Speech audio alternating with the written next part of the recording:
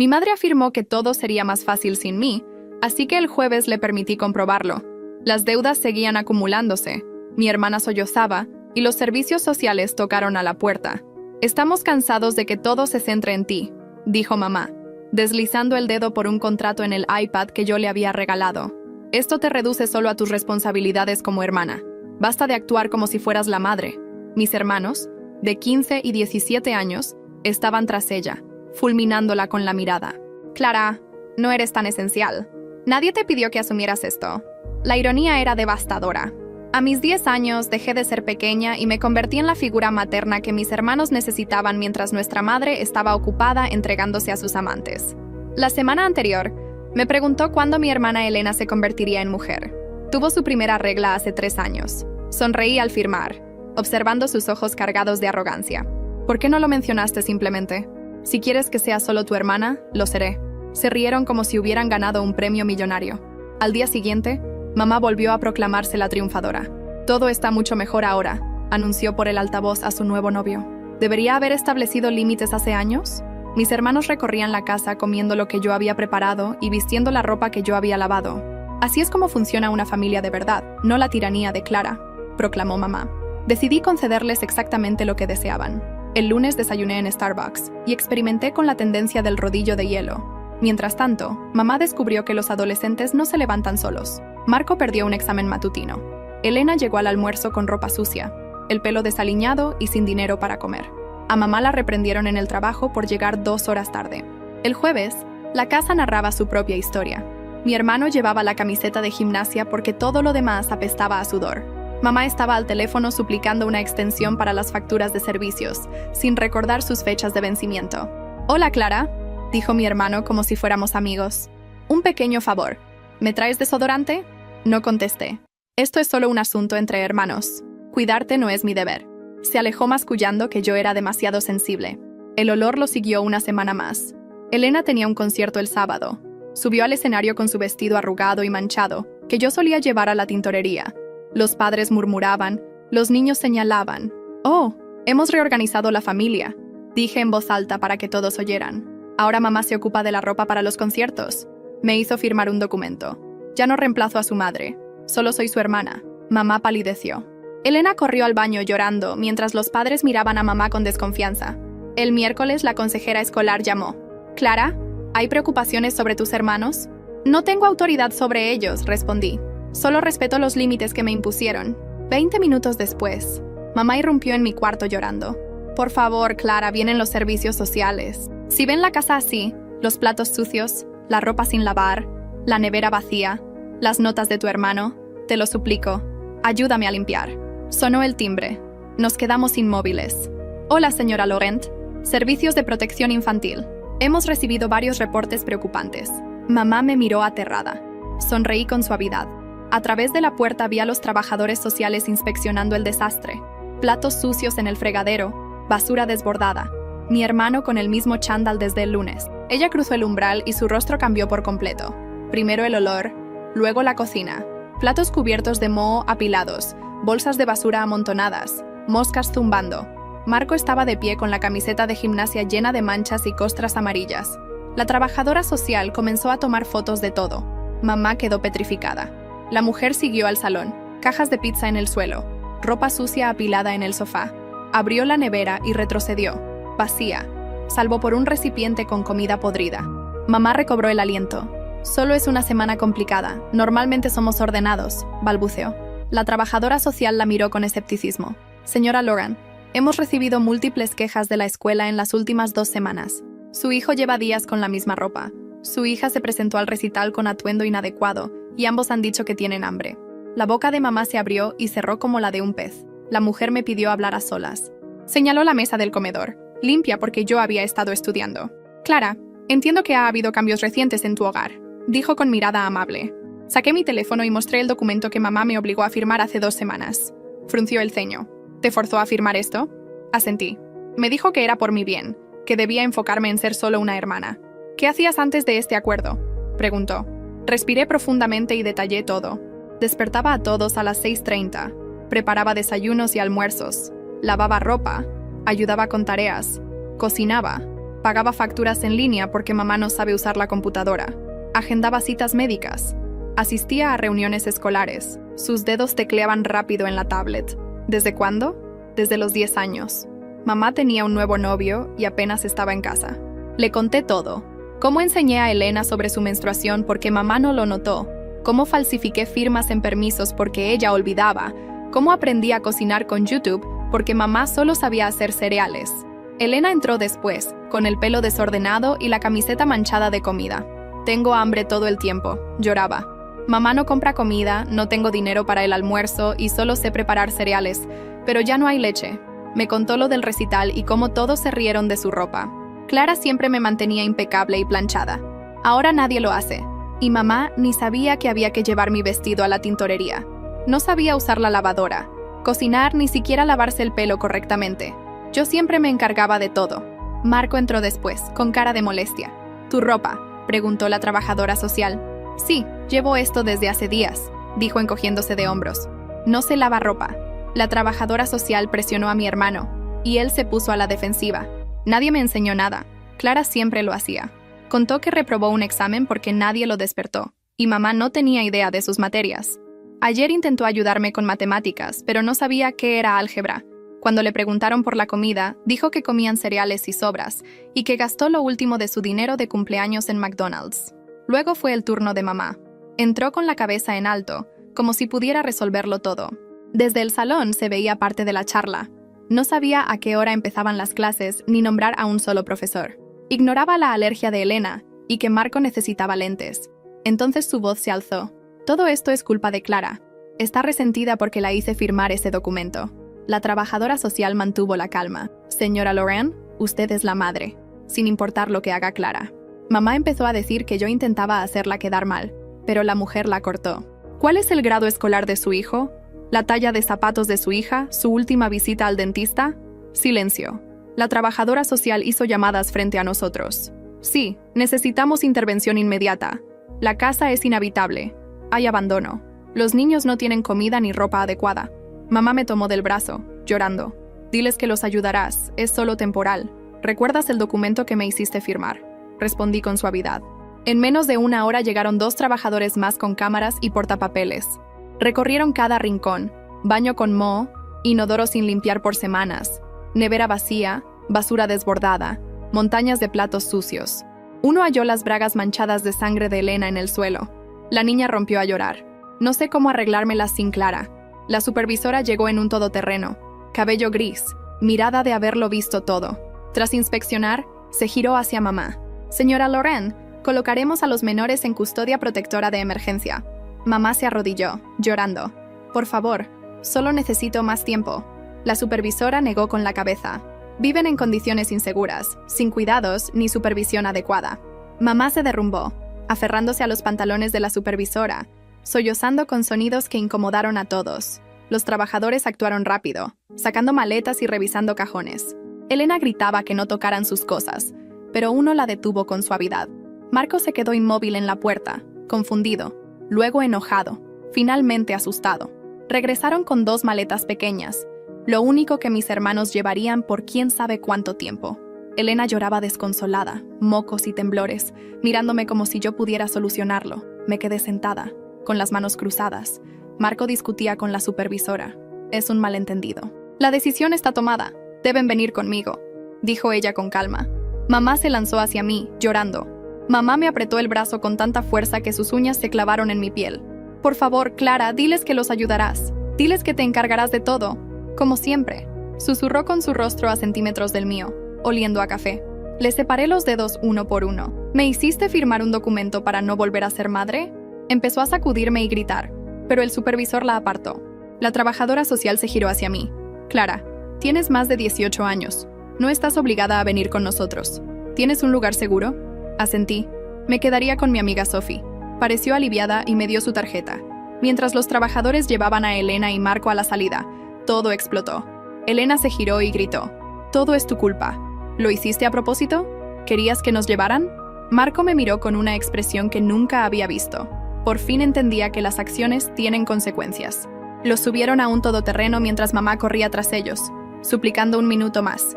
El supervisor tuvo que bloquearla físicamente. Desde la ventana vi a mis hermanos empujando el cristal trasero con la cara. Mamá se quedó en la entrada por 20 minutos, mirando dónde había estado el coche. Preparé mi mochila y llamé a Sophie para que me recogiera. Su madre me recogió sin hacer preguntas al ver mis ojos hinchados. Esa noche, en la cama de Sophie, mi teléfono no paraba de sonar.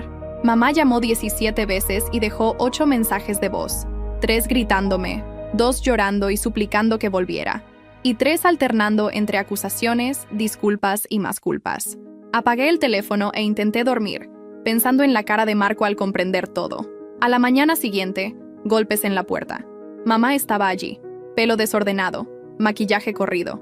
Empujó al padre de Sophie, gritando que yo regresaría a casa. La madre de Sophie sacó su teléfono, amenazando con llamar a la policía si no se iba. Mamá lanzó una última mirada de odio y cerró la puerta con tanta fuerza que un cuadro se cayó. Pasaron 2 días antes de que llamara la señora Schneider del colegio.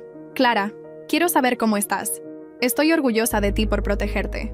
Me ofreció servicios de consejería y me aseguró apoyo durante todo el proceso. Varios profesores estaban preocupados por mis hermanos y se aliviaron al saber que alguien intervino. 3 días después, recibí una notificación para una audiencia en el Tribunal de Familia. Imprimí el documento, capturas de los mensajes de mamá y fotos del deterioro de la casa. Lo guardé todo en una carpeta y me vestí formalmente. El juzgado estaba en un edificio antiguo que olía a cera y papel viejo. Llegué temprano y vi a otras familias entrar y salir.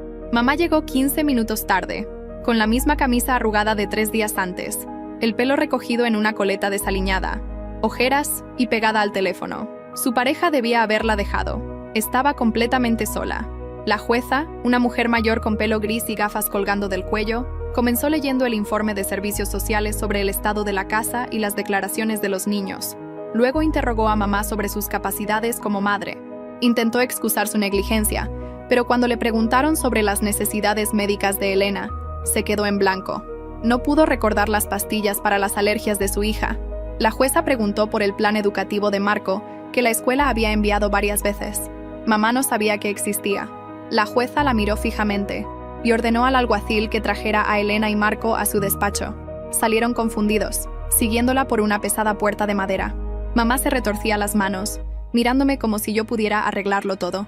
Pasaron 20 minutos con solo el tic-tac del reloj. Cuando salieron, Elena tenía los ojos rojos y no me miraba. Marco estaba pálido y aterrorizado, como si les hubieran dicho que los Reyes Magos no existen. La jueza esperó 5 minutos más y habló, basándose en la inspección del hogar, las declaraciones de los niños y la falta de habilidades parentales de mamá. Ambos permanecerían en acogida. Mamá debía completar un curso de crianza de 12 semanas, terapia individual y someterse a inspecciones mensuales para recuperar la custodia. Mamá lloró tan fuerte que el alguacil tuvo que calmarla. Su teléfono sonó mientras la jueza explicaba el plan de visitas. Era su trabajo. Despido inmediato por ausencias repetidas. Intentó justificarlo por el tribunal, pero ya había agotado sus días libres. Volvió con cara de haber recibido un golpe. La jueza fijó la próxima audiencia en 3 meses y cerró la sesión. Salí primero hacia el estacionamiento cuando alguien gritó mi nombre. Era la hermana de mamá, a quien no veía desde los 10 años. Se enteró por un primo y quería verificar si todo era cierto. Se disculpó por no visitarme más y me ofreció quedarme en su casa. Le agradecí, pero tras 9 años criando a mis hermanos necesitaba enfocarme en mi vida. Me dio su número y respetó mi decisión. Mamá pasó junto a nosotras sin decir nada, con una mirada llena de rencor. Una semana después, mientras trabajaba en la librería, supe que Marco estaba en el supermercado con una pareja mayor, infeliz y gritándoles por todo. Un amigo confirmó que los niños estaban en hogares de acogida separados, lejos, y que Marco sufría con las reglas, horarios de dormir, tareas y tener que pedir permiso para todo. Antes, yo resolvía todo sin problemas. 2 días después, recibí un correo de la profesora de orquesta de Elena. Debía abandonar el programa porque su familia de acogida vivía a 45 minutos de la escuela. La profesora estaba desolada y preguntó si había alguna solución. Le dije que ya no era la tutora y que debía contactar a servicios sociales. Entendió, pero lamentó perder a una niña con tanto talento. Ese fin de semana, mientras estudiaba, mamá me llamó llorando. Acababa de terminar su primera clase de crianza y se dio cuenta de lo poco que sabía. 2 horas solo de fundamentos de desarrollo infantil. Le mostraron que no tenía idea de lo que es normal para un niño de 15 o 17 años. Me pidió ayuda con el material, pero le dije que eso iba contra el propósito de las clases. Me colgó. Por primera vez desde los 9 años, comencé a enfocarme en mi vida. Más horas en la librería, ahorros para la universidad y ensayos para solicitar admisión en primavera. Un compañero me habló de un grupo de apoyo para adultos que habían sido parentalizados de niños. Decidí investigarlo. La reunión era los martes por la noche en el sótano de una iglesia, con 8 personas de todas las edades. Cada uno compartió su historia. Una mujer había criado a 4 hermanos mientras su madre trabajaba en 3 empleos. Un chico cuidaba a su hermana discapacitada desde los 7 años. Otra chica manejaba las finanzas y citas de su familia porque sus padres no hablaban español. Cuando llegó mi turno, conté lo del documento y lo que pasó después. Nadie se sorprendió ni me juzgó por dejar que mis hermanos fueran a acogida. La moderadora afirmó que lo que viví no era normal y que no era mi culpa. La parentalización es abuso, aunque no lo parezca. Escuchar a otros me mostró lo distorsionada que fue mi infancia. Todos hablaron del remordimiento de dejar de cuidar a los demás. Una mujer dijo que le tomó años aceptar que merecía vivir su propia vida. Me dieron libros y sitios web para sanar. Esa noche recibí un mensaje de un número desconocido. El amante de mamá quería recoger su ropa de trabajo y su laptop. Lo bloqueé. Pasaron 3 semanas adaptándome a la rutina en casa de mi amiga, trabajando, asistiendo al grupo y durmiendo toda la noche. Un martes por la tarde, mientras preparaba un sándwich, escuché un golpe fuerte en la puerta. Marco estaba allí, ropa desgastada, mochila pesada, ojos rojos de llorar. Hablaba sin parar sobre su hogar de acogida, reglas estrictas, tareas, horarios de pantalla, dormir a las 10:00 como si fuera pequeño. Me suplicaba quedarme unas noches. La madre de mi amiga lo miraba preocupada. Macho, prometí dormir en el suelo, comer poco y ayudar con todo. Mis manos temblaban mientras llamaba a servicios sociales. Su rostro pasó de esperanza a enojo cuando entendió lo que hacía. Intentó quitarme el teléfono, pero la madre de mi amiga intervino. La operadora tomó los datos y prometió recogerlo en 1 hora. Marco se sentó en los escalones, sin hablar. La trabajadora social que llegó era la misma de antes. Me asintió con aprobación mientras llevaba a Marco al coche. Explicó que él y Elena tenían problemas para adaptarse, pero ahora recibían terapia y apoyo, cosas que nunca tuvieron. Marco se portaba mal en su nuevo hogar, típico de un niño sin estructura. Después de que se fueran, vomité y lloré 20 minutos. Una semana después, mamá me llamó llorando por una inspección de su casa. El funcionario de servicios sociales revisó si había mejorado para recuperar a los niños.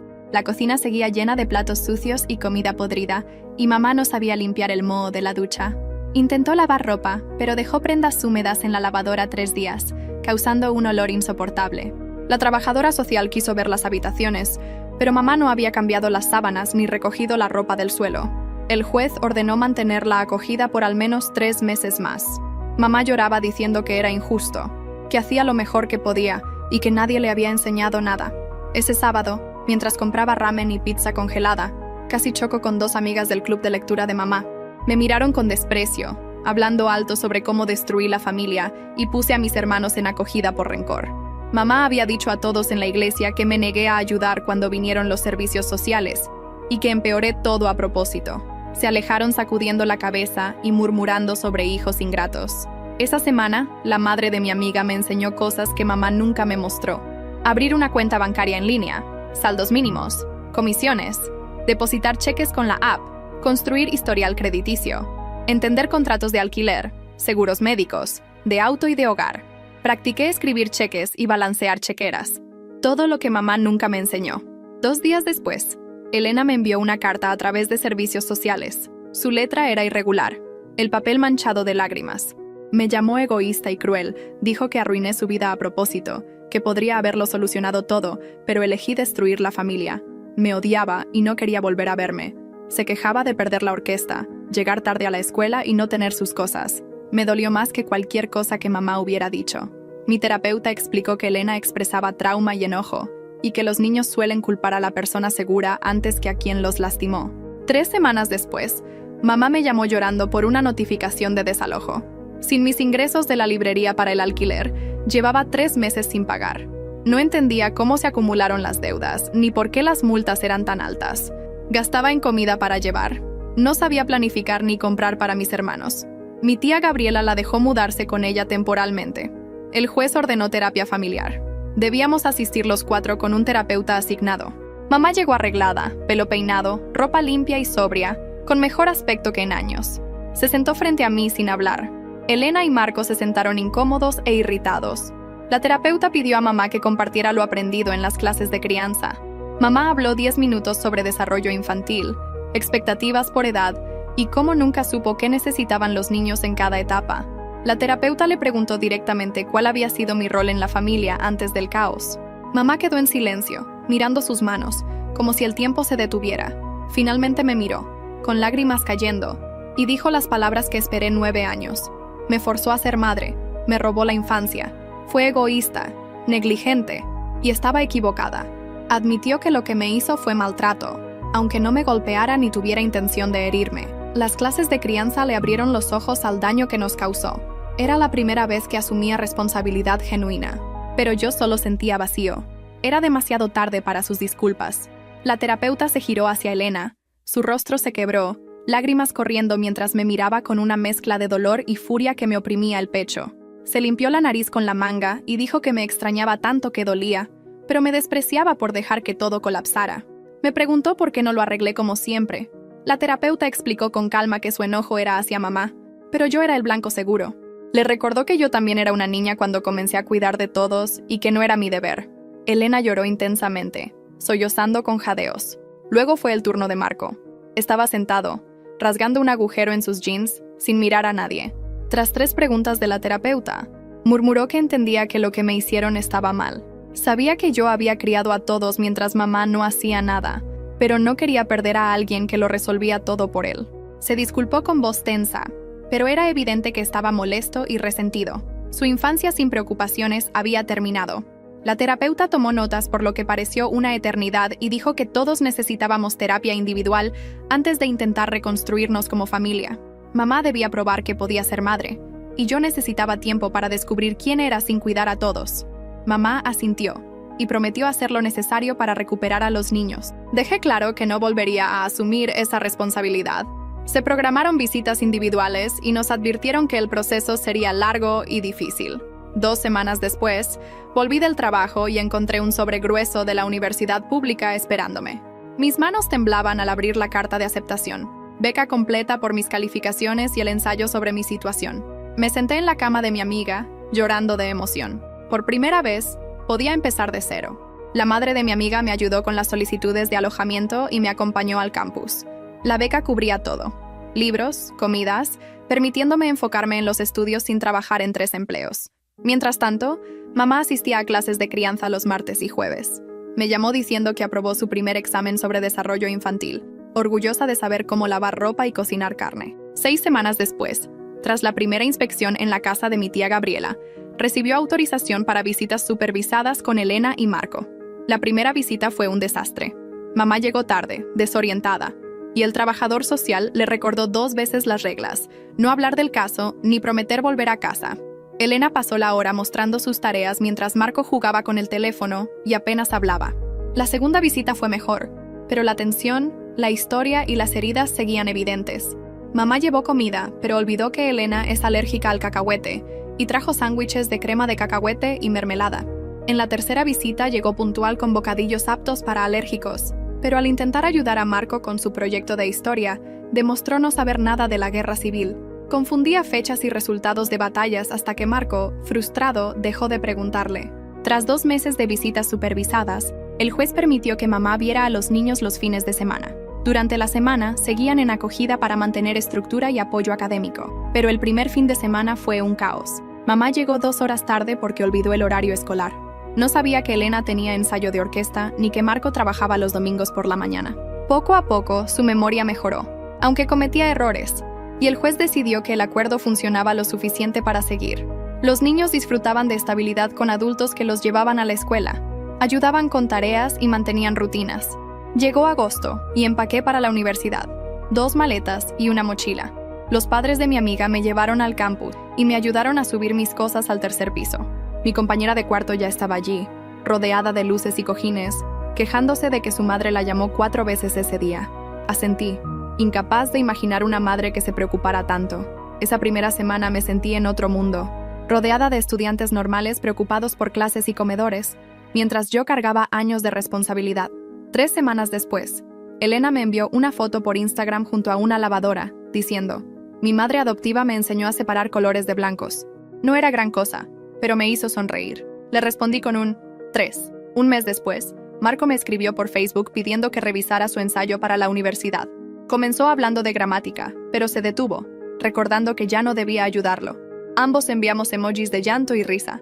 Reconocer lo extraño de la situación aliviaba el peso. Mamá empezó a seguir la rutina de los fines de semana, y los informes de los trabajadores sociales mencionaban pequeños avances. Preparaba almuerzos, preguntaba por las tareas, aunque no podía ayudar con ellas. El juez decidió que durante las vacaciones de primavera, mamá podía quedarse con los niños toda la semana. Desde mi dormitorio, vi fotos de Elena en el parque y un video de Marco donde mamá intentaba hacer tortitas desde cero, no con mezcla preparada. Las tortitas fueron un desastre, pero todos reían, algo que nunca había visto. Cuando la semana terminó sin incidentes, el juez autorizó la reunificación total al final del año escolar. Mamá debía seguir con terapia y clases de crianza, pero los niños vivirían con ella a tiempo completo en casa de mi tía Gabriela, quien pagaba la mayoría de las facturas y compraba comida mientras mamá aprendía a ser madre. 3 semanas después, mamá me invitó a cenar. Miré mi teléfono 20 minutos antes de aceptar. El viaje fue extraño. Nunca había estado allí como invitada. Lo primero que noté fue el aroma. Comida casera, no cajas de comida para llevar. La sala estaba llena de juguetes, pero ya no era un desastre. Mamá apareció con un delantal y harina en el pelo, cocinando espaguetis con salsa comprada y pan de ajo congelado, pero la mesa estaba puesta con platos y servilletas. Elena me mostró su boletín de notas tras la cena, señalando cada calificación como si fuera un premio, una A en biología. Elena explicó que ahora estudiaba sola en lugar de que yo lo hiciese todo, aunque su madre adoptiva le enseñó a usar fichas de estudio. Sus notas no eran perfectas como cuando yo hacía sus tareas, pero eran suyas. Marco me mostró fotos de la tienda donde trabajaba 3 tardes a la semana reponiendo estantes. Había ahorrado $400 y planeaba comprar un Honda viejo cuando tuviera suficiente. Su jefe lo consideraba confiable, y eso lo llenaba de un orgullo que nunca había visto. Tras la cena, mamá pidió hablar afuera mientras los niños lavaban los platos. Su nueva tarea. Se sentó en los escalones y lloró antes de hablar. Contó que su terapeuta le mostró lo que me hizo. Me robó 9 años de infancia, forzándome a ser madre cuando era una niña luchando por sobrevivir. Admitió que no recordaba gran parte de mi infancia porque estaba ocupada con fiestas y sus propios intereses mientras nos hundíamos en el caos. Sus manos temblaban mientras enumeraba lo aprendido en clases de crianza, revisar carpetas de tareas, agendar citas médicas, cosas básicas que nunca supo hacer. Ver a otros padres y comprender el daño que nos causó, especialmente a mí, la golpeó fuerte. No sabía qué responder, así que solo escuché su lista de cosas que desearía cambiar. Al volver, Elena estaba en la puerta, con cara de preocupación. Me abrazó fuerte, más que nunca, disculpándose por ser dura y no entender lo que hice todos esos años. Su madre adoptiva le explicó que yo también era una niña y que nunca debía asumir la crianza. Elena entendió por qué dejé que todo colapsara y me elogió por ser valiente al salvarme, aunque les doliera.